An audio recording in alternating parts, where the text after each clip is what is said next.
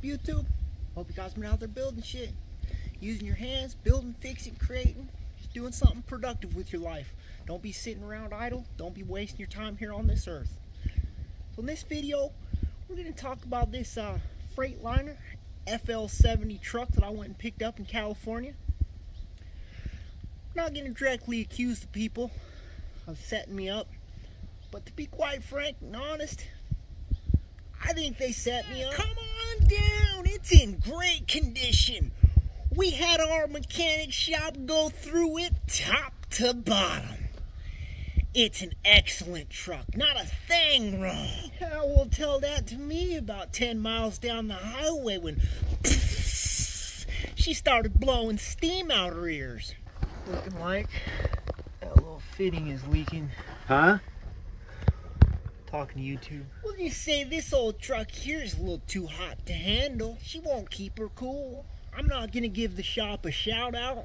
I'm also not going to really put them on blast, because I really don't know that they set me up. But to be honest, I feel like based upon the amount of things that I found wrong with this truck's cooling system, that it couldn't have been a mistake. They knew that this thing was overheating. They knew that it was having issues, and quite frankly, I feel like some of those issues were man-made.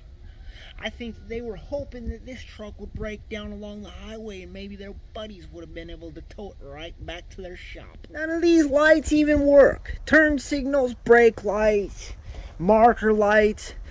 I was rolling dirty all night long, and every time a cop would come, I knew I couldn't run. I knew I couldn't hide. I just clenched my little butt cheeks. I got the man upstairs looking out for me because I babied her. I kept adding water. I kept pulling over, letting her cool. It took us about 20 hours to do a 10-hour drive, but I got her home. So to begin with, I'm going to take this off and make sure that there's no cracks in this. Make sure that it's all good and sealed. And I'm going to redo this fitting on the other side. This one goes to the top. That one goes down to the engine. This one is just overflow. That comes up there. And then we got the fittings over here with a couple electric wires. You don't even have to take these all the way out, guys. You just loosen them a little and it pops up now. Brought this into my new cargo container shop that I'm building. And man, it's nice to be out of the rain. Pulled that out, so I'm going to get it resealed and re-put in there. I chipped off all the paint and stuff around here, and I'm not thinking that this is cracked or leaking at all. I think that it was just this, and it was leaking. I can get this re-sealed up, re-put in there, and this will no longer have a pressure issue that sprays down onto my turbo and causes steam and eventually causes this to start running low, which then overheats the engine. So step one, little dab will do ya. Make sure when you reinstall that sensor that you've got the screw hole on a side that you can get to. Since I took all that off and I was draining the radiator, I figured I might as well hook a hose in there and drain it and rinse it a little bit. Got it going in a nice green, environmentally friendly spot. So I'm going to use this stuff here and put it under the system and go for a drive and try to get it nice and warm and circulate it around and cleaned out so I can get rid of all that rust and nastiness that was in there. So got it all put back together, and then now taking it back. As I was filling it up with water, I found a pinhole right there above my finger. It's leaking. There it is off of there, and you can see that little cracked hole. Welding thin metal with flux core is not easy. Gotta have a delicate touch. Turned it down low, and I got the smallest wire that I can get. So hopefully that holds water. We'll see. Let's hit that barrier with a little bit of paint here.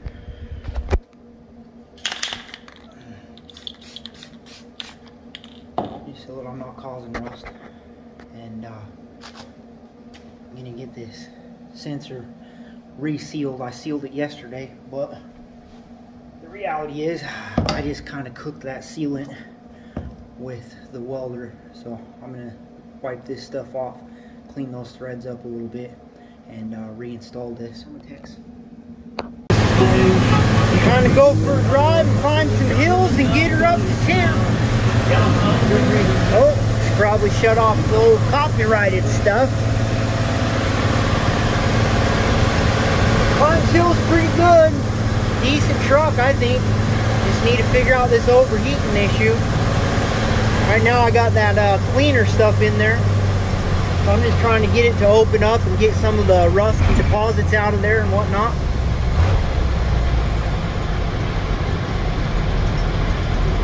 These people are probably wondering why I keep going up and down the hill, but whatever.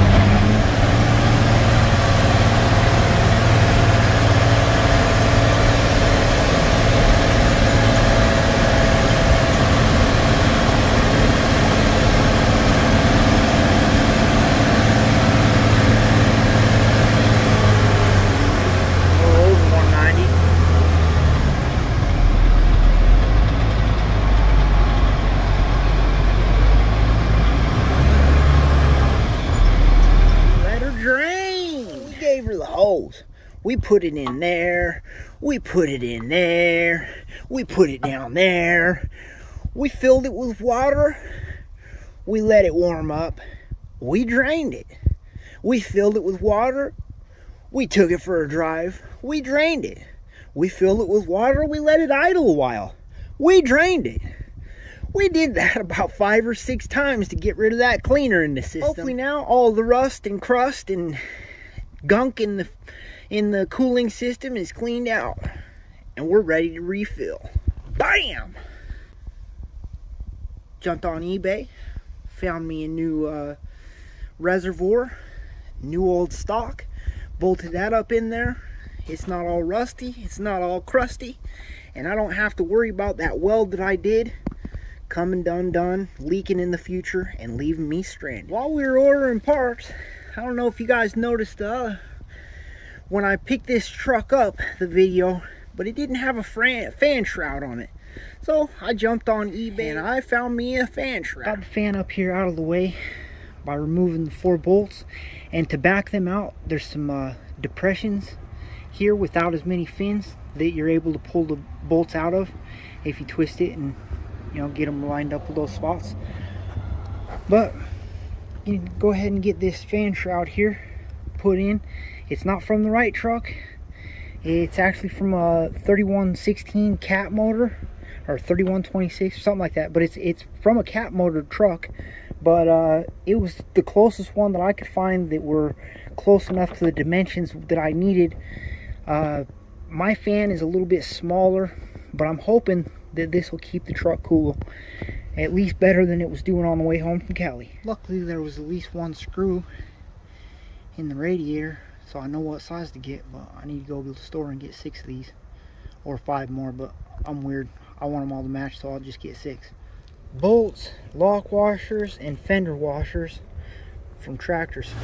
Got her out here on a nice hill, and we'll see if she starts getting hot.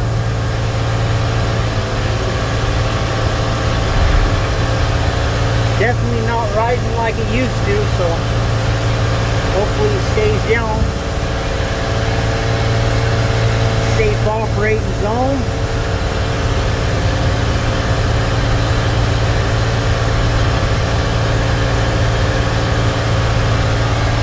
Still raising.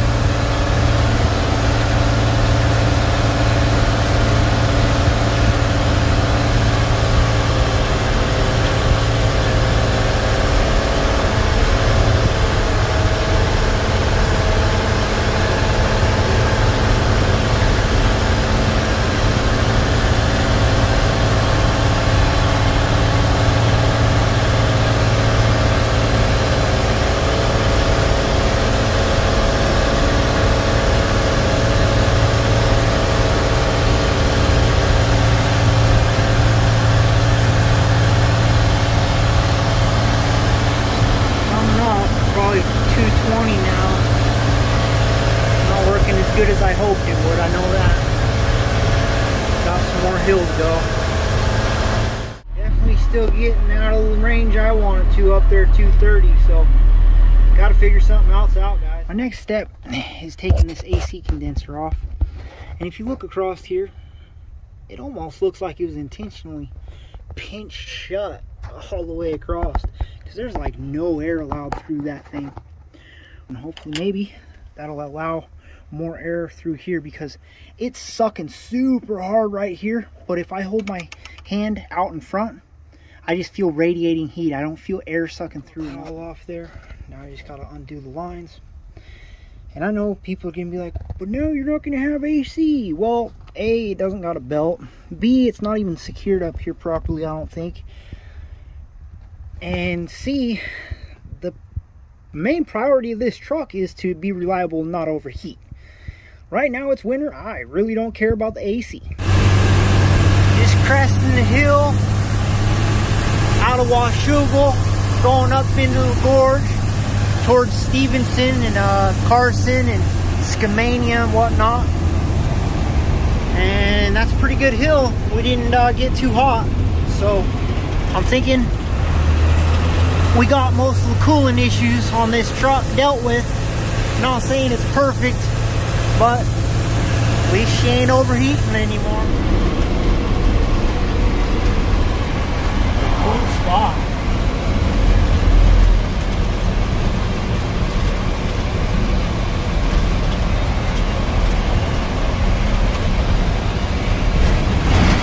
Really pretty.